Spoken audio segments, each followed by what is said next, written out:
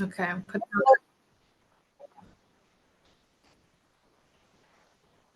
All right, everybody. Welcome to the Doula Steam Provider panel. I wanted to have this panel specifically to highlight doula steam providers. I think that doulas are one of the most reliable profession groups where you can find trained STEAM therapists and STEAM facilitators. If you need to find steaming services, if I have a friend who contacts me and she said, needs steaming, I look for the doulas in her town, and usually you can find, a doula who knows about steaming, might have some herbs, might have some supplies. And so I think doulas are really a really important group of STEAM providers that make steaming accessible within the community. Primarily, it's interesting because doulas do different things, right? Doulas are primarily birth workers, although there are different kinds of doulas now as well, and it's expanding into different things. The term is also changing as well. Sometimes people don't use the word doula anymore. They might, use different terms, which feel free to let me know in the chat what some of the alternative terms for doula are. It could be like birth support professional or birth worker in general. So yeah, Rhonda says birth worker is the most common where she is. So I think since doulas work with birth primarily, I would say, like, when it came to doulas, at first this was somebody that can accompany somebody during pregnancy and helping create their birth plan and being with them during labor and delivery. And then over the past few years, we've seen the development of doulas who are also helping with postpartum care. And the interesting thing is with doulas, when they get certified as STEAM facilitators, it kind of adds it adds menstrual care as something that doulas are able to offer, because people talk to doulas about everything. Doulas are like, if you got a doula or if you have a friend who's a doula, they're the first person you're going to call, when you find out you're pregnant or when you find out, you're having a miscarriage, like, it could be anything, like doulas are, somebody that that people go to talk to, about women's health, issues and beyond, right? So it wasn't until last year that I started really openly talking about steaming for labor. I talked about steaming for postpartum, and I do feel like I've seen birth workers offer a steam session, a single steam session, for somebody's postpartum, which has been nice. And I think it's important to look at the 4th trimester vaginal steam study, which was a study that that I raised money for through the STEAM community. And we looked at a group of women who steamed postpartum versus who didn't steam postpartum. And the ones who steamed were just vastly better off than the group who did not steam.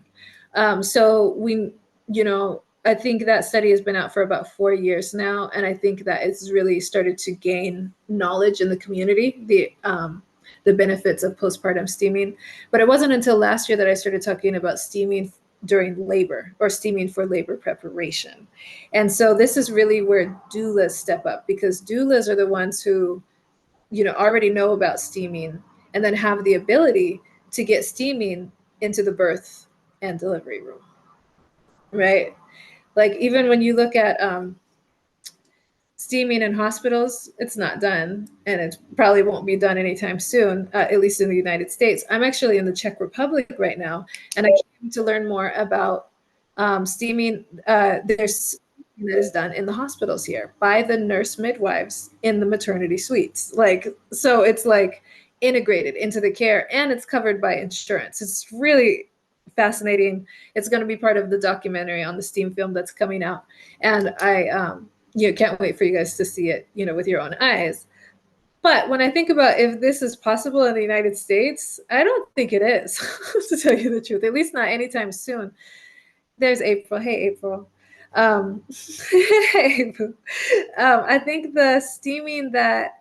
I think the only place that I've seen steaming in hospitals or heard of it is when a doula goes into a hospital and pulls out her steam supplies and does a steam session for somebody there and is able to navigate,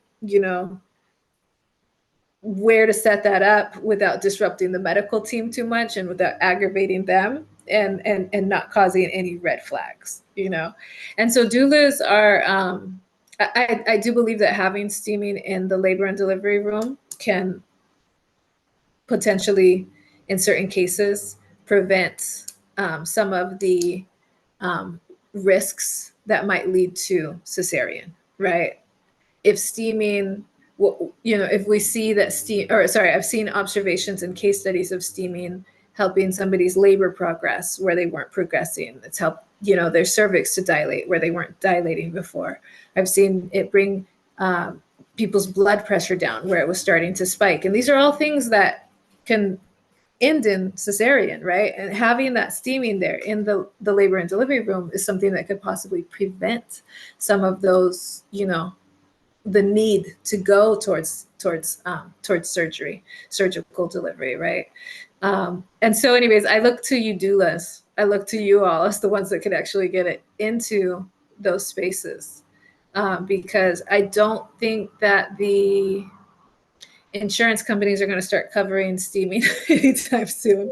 And I don't think that one of the unique things about here in the Czech Republic is it's that they have midwives in each maternity ward.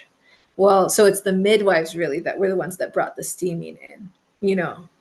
And so we don't have that. We don't have a system that works. There might be a hospital here and there that has some midwives, but we don't have a system that works hand in hand with midwives, right? So then I was really thinking about it when I was thinking about the United States, and I said, but it's the doulas. The doulas are the ones that are able to get steaming into the hospital. So anyhow, let's meet some of the doulas that are here. If any of you all would be willing to introduce yourself, let us know where you're located, and what services you offer. And if you are a certified, or if you're a STEAM practitioner, and integrate those as well, that would be interesting. Rhonda, I feel like I know you are, so let me call you out. Will you introduce yourselves to folks?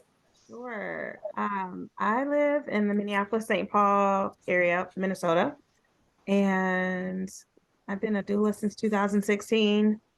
And I teach a lot of childbirth education, and I also have a doula training. So training doulas or people who want to be doulas. Also have a lactation for birth workers training. So I teach a lot in addition to attending births and working with individual families. And I do some lactation support, but only for my clients because I don't have time to do it for, Everybody. other people, to offer it as a separate service. So in the world of everything I do, I try to convince all of my clients to start steaming after 37 weeks because I'm really trying to help people take back their births and to own their experience. I just this week was talking to someone who's had, people want to say, how do I help X not happen again? Well, number one, I can't promise you anything. However, I have someone who's had multiple miscarriages and now they are over halfway through a pregnancy, and I'm like, listen, we got to make sure your cervix is soft because we just gonna work on it. So really trying to help people see things from that perspective. I'm really passionate that we need to lose our obsession over cervical dilation. So Okay. for those who are not into the birth realm, our country is so obsessed with how dilated or open the cervix is. And I just can't stand it. It's one of my pet peeves. And so I like to tell my clients while they're pregnant, I don't care how dilated you are. I don't care. Okay. Because if we could like drop that and let people just be in tune with their body in the process versus them, every few hours, how dilated my cervix, and it's like, you don't have to have fingers in your vagina, friends. We can have babies without putting fingers in our vagina.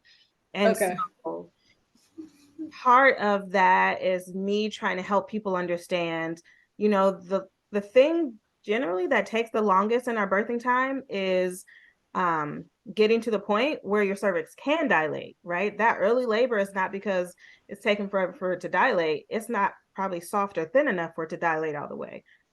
And Yeah. so in the process of teaching that, and helping people understand like the effacement or the thinning of the cervix and the station of the baby, how low the baby is in the pelvis, to me is more important than anything. I don't care how you can be 10 centimeters and your baby's at -3 station, and we're not having a baby for hours, probably, right? Versus, what can we do in prep, which is what your class is all about, like prepping the body for labor. And so for me, that's where a big part of, like, if I just named one thing, helping people not be obsessed with dilation, because when you're obsessed with dilation, you think you should be letting them check your cervix over and over, and it just throws you off every time. So helping people just realize we can prep our cervix, and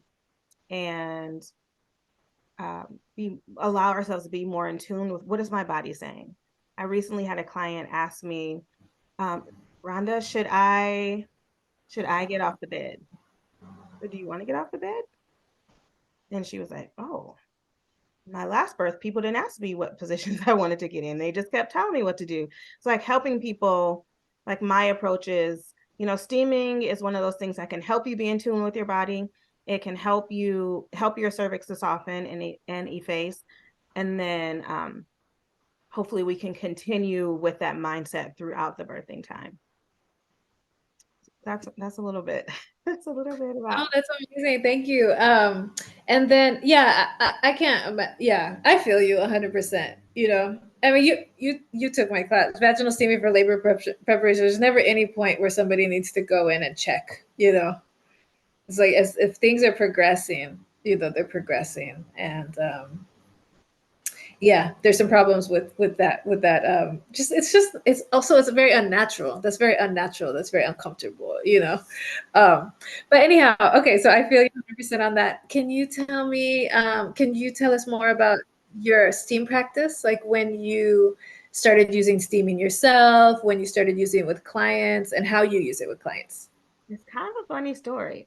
After I became a doula, probably a year after I became a doula, I started meeting Black doulas. I live in a very white area, and even though I'm in the city, it's still very white in Minnesota. And once I started meeting Black doulas is when I started hearing people talk about it. Mm. I forgot that I heard about it. And so this one doula told me about it. I'm like, oh my gosh, that's so interesting. I never heard about that. And then I got all excited about it. And then maybe, I don't know, a year or almost a year later, this other doula was talking about it. I'm like, oh my gosh, I never heard of that. And I was so excited again. And then she was selling herbs, and I got some herbs from her. Forgot I had them. And then Layla B, she has the Moroccan postpartum course. And I sat in on one of her webinars, and I'm like, oh my gosh, this is so interesting. How have I never heard of this? Yes, that actually happened to me. Forgot I had bought herbs. And so I was just telling everybody about it. And then I realized, oh, but you haven't even steamed. And so um I then that was September. In December, I thought, okay, I'm gonna start steaming because I have been telling everybody they should steam. And so I don't know, somehow I heard about you in the meantime that fall, and I ordered herbs, but then I was like, oh wait, I'm supposed to do this 3 days before my period. I'm not going to make it waiting for the herbs. So I steamed with water. Okay. Day I didn't get 3 days in. So maybe I steamed with water twice, and then my period started. And then I felt like, oh, my period's about to start, because I've always had really bad cramps. And I thought the cramps were coming. It felt like they were coming, and then they didn't come. And then after my period, you're supposed to steam three. Okay, I'm not good at following through sometimes. And so I only steamed once after that period. April's laughing at me, but it's true. And so I did it, but I had the herbs, so I steamed once, and then I tried to catch the next period, and I steamed twice, but with the herbs. And then my period came, and then I thought like, oh, I feel like okay, the cramps are coming. I could feel them coming, but then they never actually came, and I haven't had real cramps since. And so that was Wait, like ever? Like that was it? Like that was a wrap on cramps? like real cramps, like the hard ones, the ones that really hurt. Like I can feel like a rumbling of, oh, I think my period's about to start. But like Okay. cramps, haven't had Oh, cramps since then. wow. And it was steaming twice Woo! with water. Your And uterus loves steam. Goodness gracious. Your uterus was waiting its whole life for that steam. yeah, so that was 2017, December of 2017. I was 37. Yeah. And I haven't had real cramps since then. And so that's how my practice started of steaming. And like I said, sometimes I don't follow through on things. So there have been times where I like miss a couple months and then jump back on the bandwagon. But then I can't remember what year I took the facilitator course, and I'm currently slowly making it through the hydrotherapist, excuse me, course. But I started trying to convince clients a couple years ago, a little Yeah. bit at a time. And then last year, my chiropractor, last year, I think she also took the course. And so we started teaching classes together. And then she was making stools in her garage. And then we were selling the classes, selling the herbs, and then she would sell the stools. And I bought two of her stools. And then in the hydrotherapist course, Raquel is teaching, and she said she used the yoga headstand stools because they have Yeah. padding. And so I bought two of those. So I have four stools that are floating between my clients at all times. Okay. So I just drop them off, and then depending on how their birth goes would determine if like if they have a cesarean, then I pick it up. Like I don't need you to be steaming. So I take it so they don't do it. But Yeah. yeah, so that's how I started implementing it. I'm like, here, do you want this stool? Right. On my I have a private resource page for my clients, and it has a couple of your videos on there so Yeah. that I'm trying to get everybody to watch some of the webinars you've done on labor prep and um, implementing it that way. Oh, that's cool. And do you find people are into it? They're open to it? Like how many of your clients do you feel like go for the steaming? I feel like a smaller percent, but it's growing because um, first timers, they're less likely to do it. I had a couple, but it's the people who didn't like their birth before that they want to try something different. And they're almost like, I'll do anything not to have XYZ happen.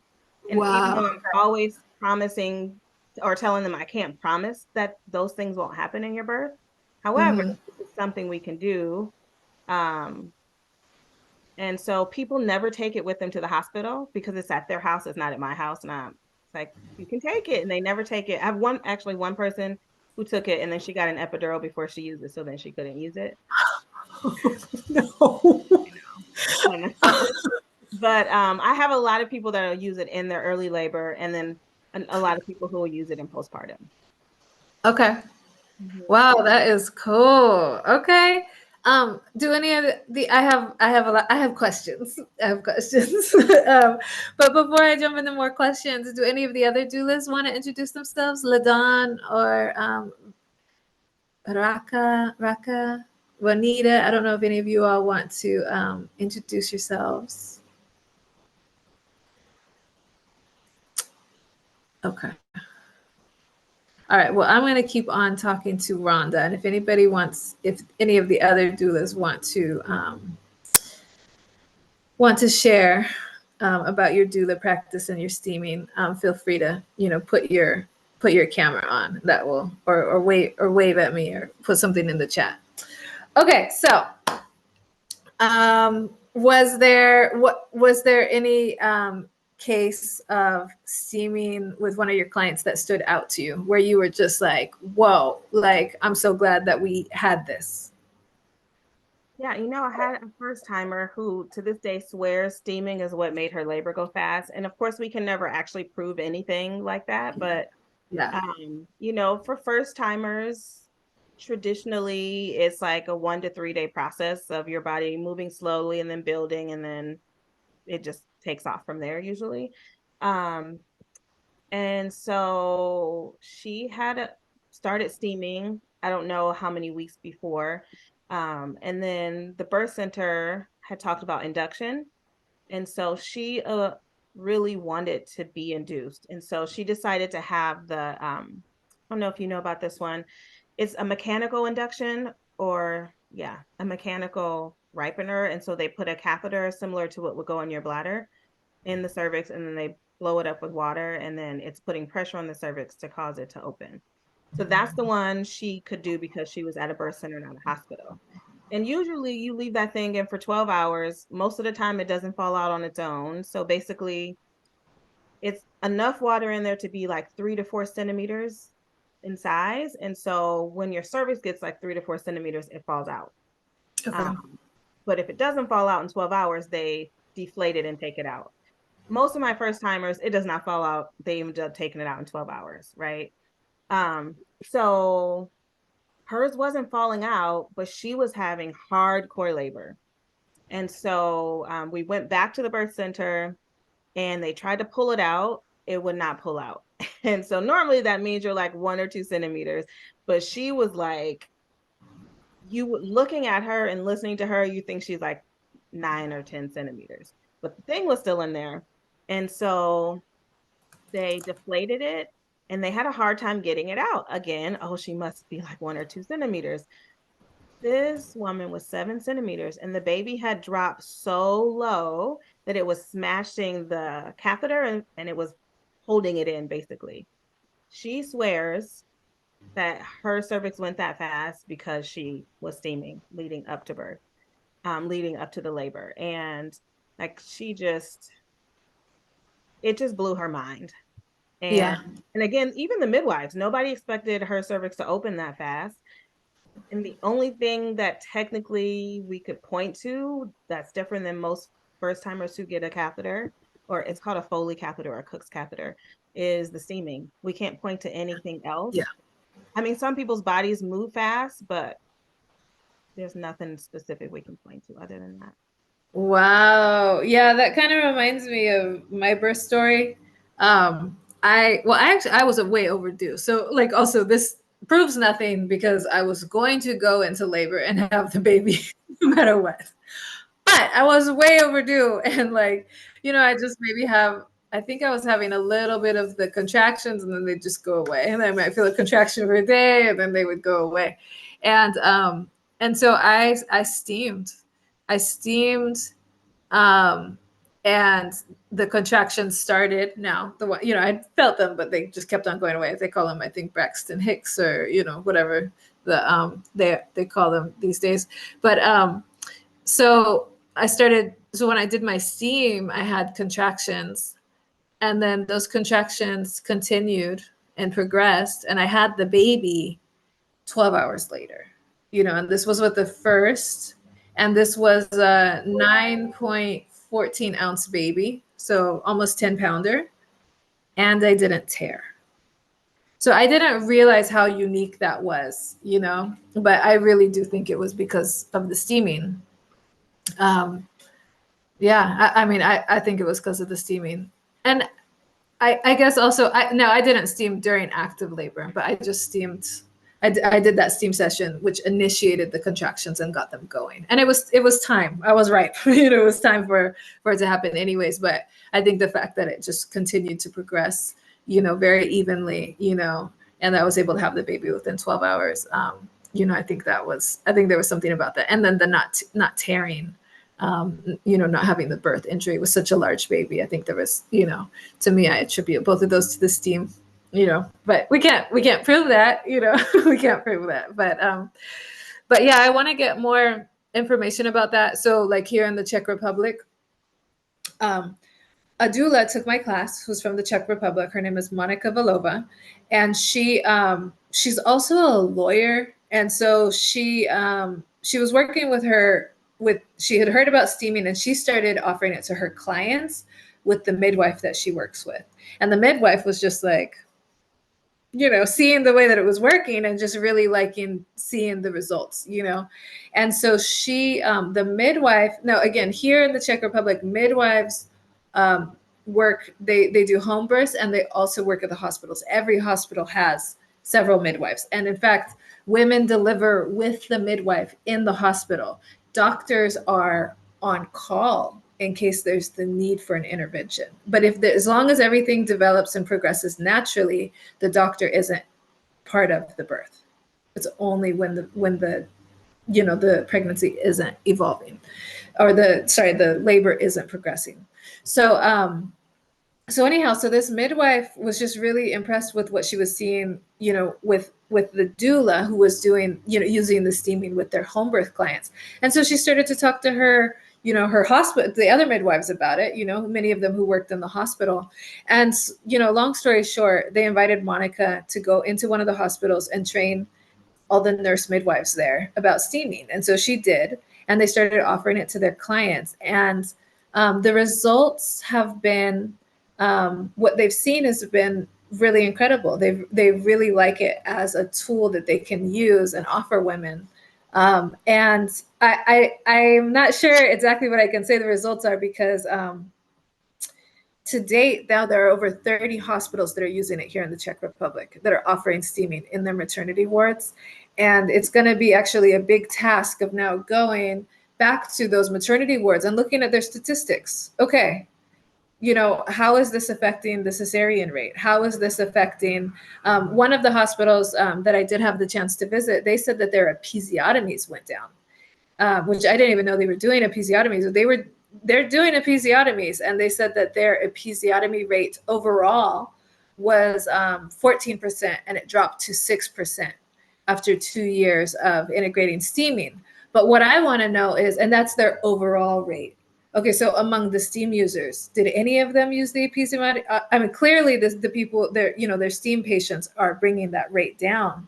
But what I want to know is if any of the steam users ended up with episiotomies, right? Like, I mean, it's pretty incredible.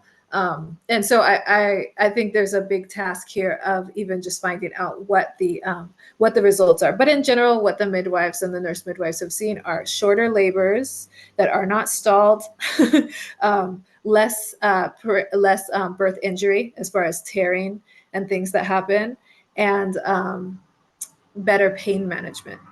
So what they're seeing is like calmer, more manageable births, more pleasurable births, lower episiotomy rate, or the lower need for episiotomies. And then I believe that they're also having less transfer to cesareans, but that's something that I'm going to have to get some more data about. But anyhow, so yeah, it's just really tremendous. It's really cool. It's such an incredible tool, in the labor and delivery, room, in the birth center, in the hospital, or at home. So Juanita says, I'm a medical intuitive energy healer influencer. I'm not a doula yet, but I love steaming and learning about modalities in the doula world. All right, awesome. Thank you, Juanita. Also, Erica is here. She is a doula, but she is at a loud hospital, so she's not going to come on right now. But she said that she, sorry, my chat keeps on disappearing, keeps on moving. So anyhow, she said she uses steaming as well. Okay, so your first time, Mom, she saw her cervix dilate, and obviously the hospital workers were, or her birth center, her birth providers were measuring that, and they feel like that was a big difference. The steaming was the thing that was different compared to other things. Any other cases that you want to share? I had one where the parent was disappointed, not necessarily in the steaming, but again, so we go back to the thought of dilation is what tells us if we believe that that's the thing that we should be using to measure all progress. She had steamed a couple times before she went into labor. She wanted a VBAC. That's a lot of people who are open to steaming. It's people who want VBACs. because it's like, what can I do to help my cervix open? Right. And so she was steaming a little bit, and then I had her steam in early labor, and she was really sad when she got to the hospital. She was 1 centimeter dilated. However, she was soft, right? And if we can help people understand, steaming is to help soften and prepare the cervix, not it's not the inducer. It's not to break It's your water. wide open. And we didn't steam once we got to the hospital, which I wish she would have brought stuff, because I think she would have seen, that's where I think she would have seen a dilation change. But to me, getting to the hospital and you don't have a hard cervix, to me, that says the steaming did its job, right? Because I believe that helps to soften it and to help it be prepared. And so she did have her VBAC. She definitely had her, Yes. and so I look at that situation as a positive, because she was soft. Her cervix was soft when she went in. Now, if she would have had a long, hard cervix that was 1 centimeter, I would have been like, wait, but she said she was steaming. But the fact that it was soft, to me, even though she was 1 centimeter, it means like now these stronger contractions are able to open your cervix because you came in soft. Yeah, actually, that was the number one thing. And also, just disclaimer: I'm not a birth worker, you guys. I'm scared of birth. I was in the hospital the other day, and somebody was getting to that point, and she was, doing the call that, it was like coming from the throat. And I was like, okay, I'm gonna go lean out there. Like I don't know why. Like it's not like a space that I'm comfortable in. But yeah, the nurse midwife that I talked to, who offers steaming, in the maternity suite ward, she was saying that I was asking if she thinks that there's any way that steaming is preventing or lowering the rate of cesareans. And she hadn't really ever thought about that before. And so she was just like, I'm not sure why it would, but then she came back a little bit later, and she said, actually, she said, yes, she said, she mentioned that. She said steaming is causing a softening of the cervix. And she was saying that, from the way that she, understand, when the baby's head is on the cervix and it's hard, she says that after so long, then the baby's heart rate starts to go down, and they can tell that the baby's getting stressed out, or in distress. And that is one thing that will cause them to, recommend the surgery or transfer her to surgery.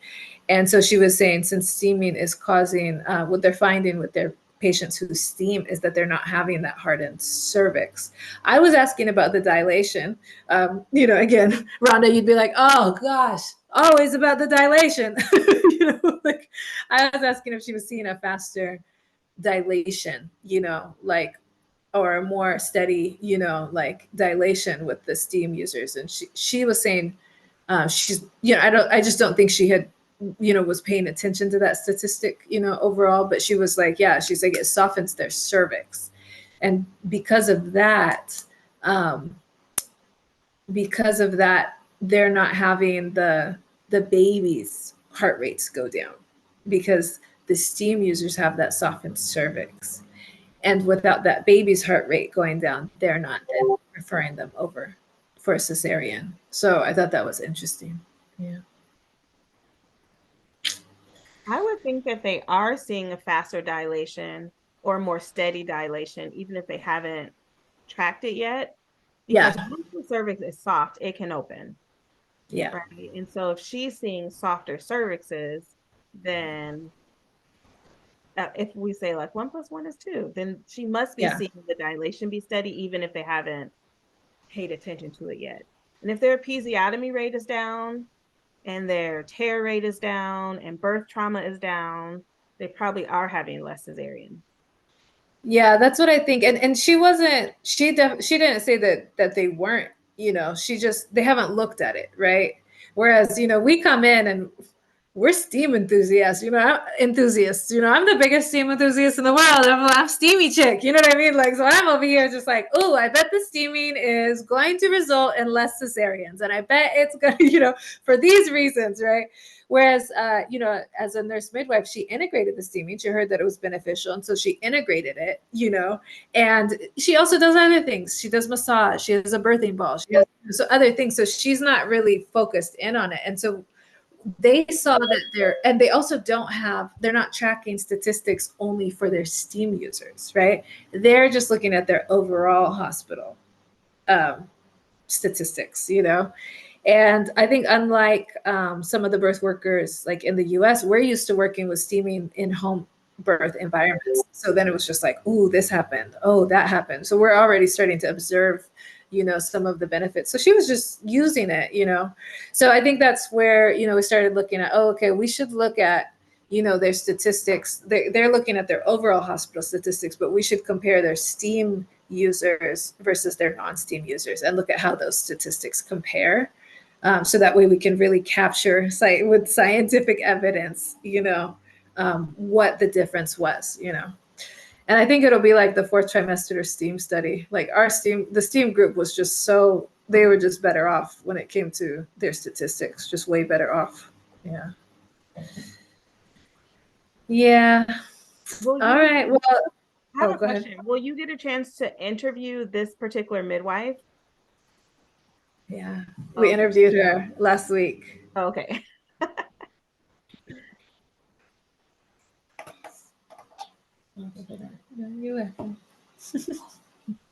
Perfect. Because I feel like I'm always, I don't know if other people in here are doing this too, but talking to local midwives, like, what do you think about trying? Can you do? And I haven't had anyone that's like, yes, I will do it yet. But if they could hear a hospital midwife talk about it, this seems like it would help us in the US. Oh yeah. And so that's why so I got a grant to make a documentary about steaming. Thank goodness. From a midwife. A midwife is who funded it. And she's not a working midwife, but she was trained as a nurse and a midwife. And she was in the position to be able to, make a grant. And so she gave me a grant to make a documentary. And I was like, let's go to the Czech Republic and let's show the steaming in the hospitals, because I think seeing is believing, like I've been hearing about it. Like Monica emails me and she's like, a couple more hospitals have integrated steaming into the maternity wards. And honestly, I'm just like, yeah, right. I'm not saying I didn't believe. I'm not saying I thought she was lying. I'm just saying it's hard for me to believe. So I finally saw it for the first time, and the film crew was here, and they saw it, and they recorded it. And man, we didn't capture somebody steaming during labor, which they do it during the labor, but they also do their prenatal visits. Once somebody is 38 weeks, they come in for their prenatal visits. The nurse midwife will offer them a steam at that time for their prenatal visit. And so that's what we got to observe. We got to observe a prenatal visit where they did the steaming. And I mean, it was just so cool to see it, because like we were in a hospital, and it looked like a hospital. And the way that they did it, the way that this nurse midwife did it, is that she steamed her patient and then had her patient lay on the bed and take a nap. She was like, just lay down and relax as long as you want. And they said that the visit could be anywhere from 1 hour to 3 hours, however long the mom wants. If she just needs to relax and take a nap, then she can, after that steam. And she also had like a ball, and she was also there. She was also willing to do massage if the client wanted that. So like these, and then she did like some of the medical stuff, as far as like hooked her up to a monitor, like to check on, the baby, check her blood pressure, some things like that. But like this was like a prenatal visit unlike any that I've ever seen before. And it involved a vaginal steam right there in a hospital, in a birthing suite, with a special professional steam stool. And then she used, the alcohol, the strong, like medical disinfectant afterwards. It was really cool. Yeah. Somebody's mic is on accidentally, but I found it. Okay. Yeah. I mean, it was really cool to see. And then we found out the whole thing is covered by insurance as one of her prenatal visits. So I was just like, whoa. So I believe it now, I believe it now. And then there's more work to be done because now it's like, whoa, like with 30 hospitals doing this, how many people have used steaming during labor, and what do those statistics look like? I think that if we could get that, I think that in the US, I don't know, what are your thoughts around that? I think in the US, I'm having a hard time imagining this steaming in a hospital because you need like major studies. And then even when major studies are done, I think there's something like a 10 to 20-year lag time before Yep. things get adopted into hospital setting. But I do think that with these types of studies, even with the 4th trimester vaginal steam study, what I saw was birth workers adopt it. And once birth workers adopt it, and once you all start talking, like once you all start talking, then people start to hear about it for the first time. And I think you guys are used to, saying something that sounds weird. Like you guys are okay. Like you guys have thick skin. You guys were like, well, the placenta has a lot of minerals in it. You guys started talking about birthing in bathtubs, and y'all started talking about like ingesting the placenta afterwards. Like you all talk about stuff that other people, are like, whoa, they're wild over there. And so steaming, I feel like, has been one of those things as well. But I think a lot of people steam because their doula recommended it, or their midwife recommended it. So what I think further acceptance within the birthing community, the birth working community in the US, I think we'll at least have it in those home births and birthing centers. And I don't think a lot of birthing centers have steaming.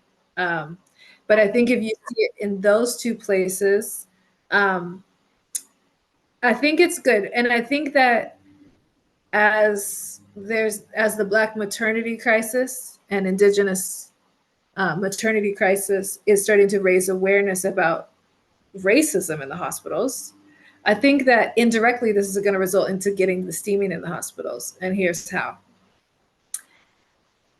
Our country has realized the medical systems are so racist that they can't keep Black women alive or Indigenous and Hispanic women alive because they don't believe them when they're in pain. And then guess who saves the day? They've done studies that show women are more protected and have a higher survival rate if they have a doula. Thank goodness. We're finally understanding the importance of doulas. And so hospitals who have been so rude to doulas, like so rude, kicking them out, you're not welcome here, you have to wait in the waiting room. Doulas have really bad stories about, being mistreated by hospitals. All of a sudden, those hospitals are having to do training, like to, let's see, what would we call it? Cultural, what would we call it? There's all these retarded terms for things, but like basically how to keep Black women alive. How are we going to keep Black women alive in these hospitals is we're going to have to welcome doulas, right? And so you have all these hospitals who are now changing their policies to be friendly towards doulas, to learn how to work hand in hand with doulas. And if a doula goes in there with some steam herbs in her bag, some steam herbs and a pot in there, that's how I think we're going to get the steaming into the hospitals. So I really do believe that steam spreading among doulas and midwives is what is going to make it so that people have that, that option, especially when they have any risks, preventing risks from needing that will then escalate into needing a cesarean. I think that doulas are probably the only ones in the US who are equipped to do that. But midwives are really important too, because midwives are the ones who can allow that to happen in a home birth setting. There are midwives who will block doulas from steaming. I've heard of that. That happened several times. And there are midwives who, for whatever reason, are against steaming. And so I think the acceptance among the midwives is really important, because I think doulas really listen to midwives and really have to, are often working with a midwife as the primary care provider. And so it's important that the midwives have that buy-in.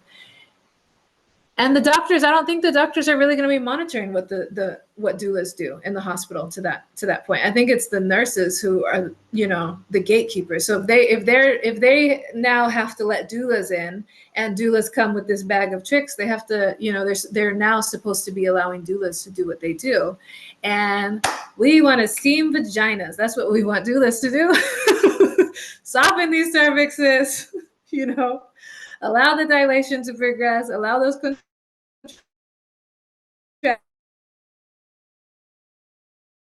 down.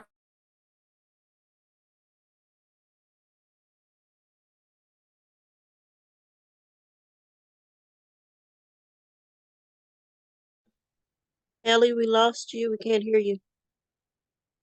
At healthy levels, if all of that, prepare the perineum. Who, me? You guys can't hear me? Can you guys hear me now? Oh, okay. So Dev, thank you for putting it. She said equity, diversity, and inclusion training. Okay. I'm not that I dislike any of those words. I like all of those words, but it's just so funny to me that this is what has to happen in order to just treat people like humans. You know what I mean? Like inclusion training.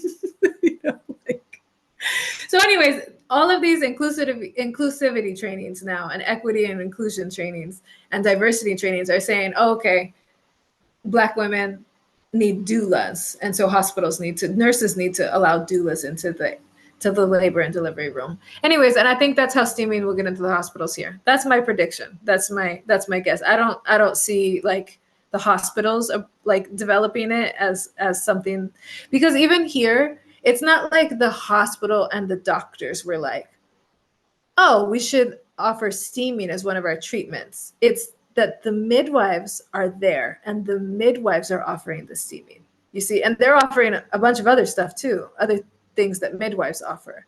So it's really the midwives that are doing it, and the doctors that are just like, have a good relationship with the midwives and just letting them do what they do, right? So that's kind of how it took place here, or how it's taking place.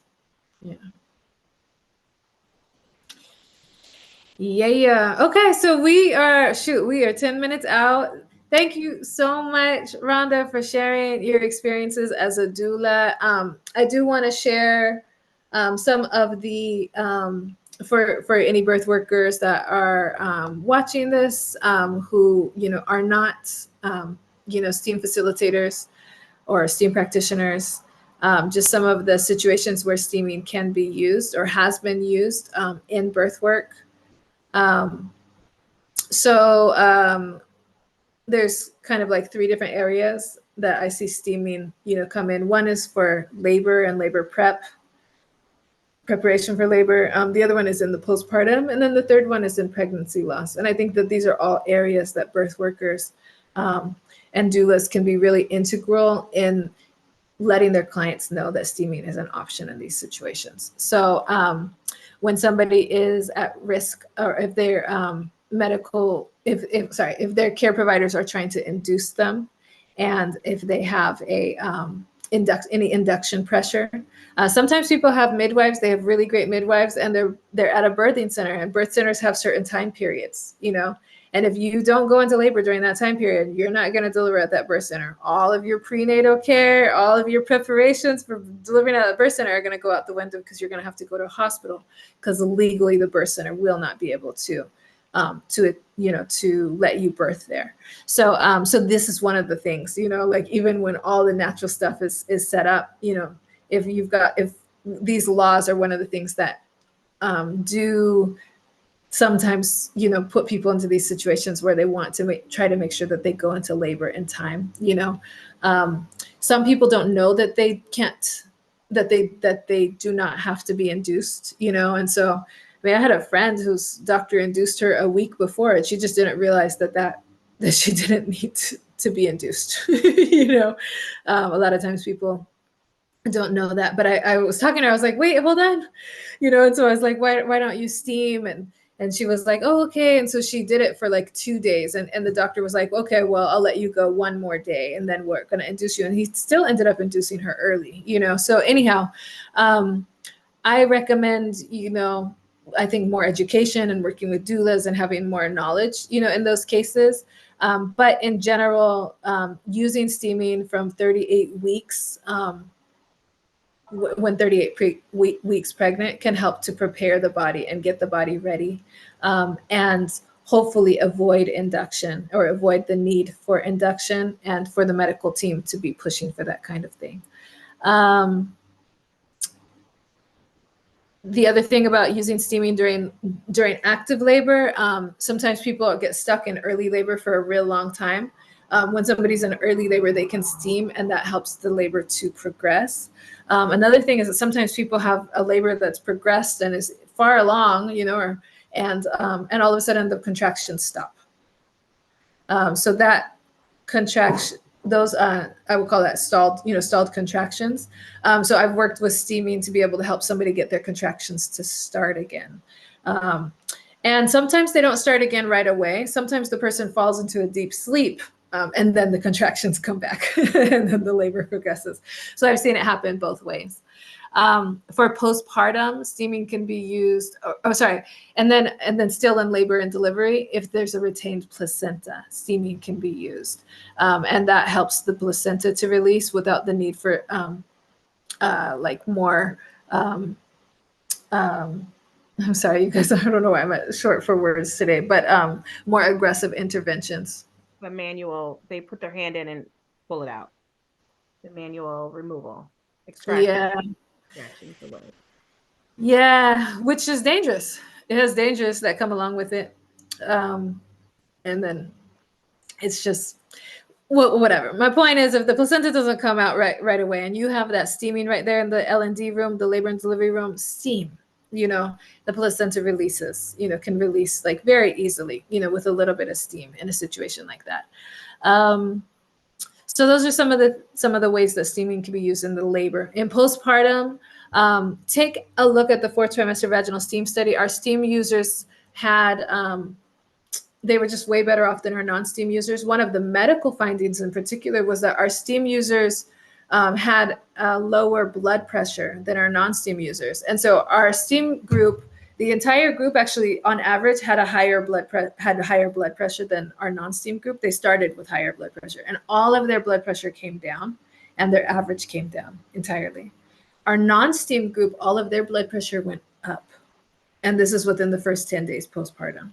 All of their blood pressure went up, and it took until their 6-week check that their blood pressure had actually come down. So they were, their blood pressure was going the wrong direction, whereas our steam users' blood pressure was all coming into a more safe range, So that was really cool. Our steam users had, they bled their lochia. They didn't bleed for as long. All of their lochia was done by the 30-day mark. They had less postpartum contractions. They had their uterus went back down to size faster than the non-steam group. They lost more weight, and they lost more inches off of their waist. And the non-steam group, they never caught up. Like overall, the steam users just lost more weight than the non-steam group. So there was just a lot of really interesting things. They had better bowel movements. They didn't have, they had less issues with their stitches. So they actually, sadly, in our group, everybody ended up with stitches for whatever reason.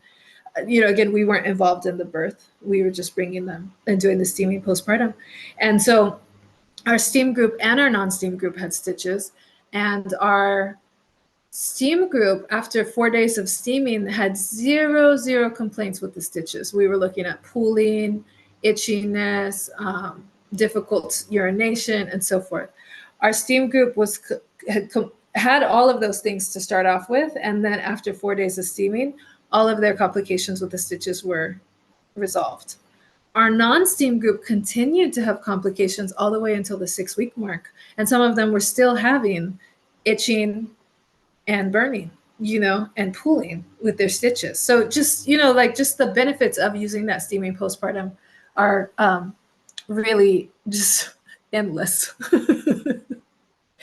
And then another time that steaming can be used is with pregnancy loss.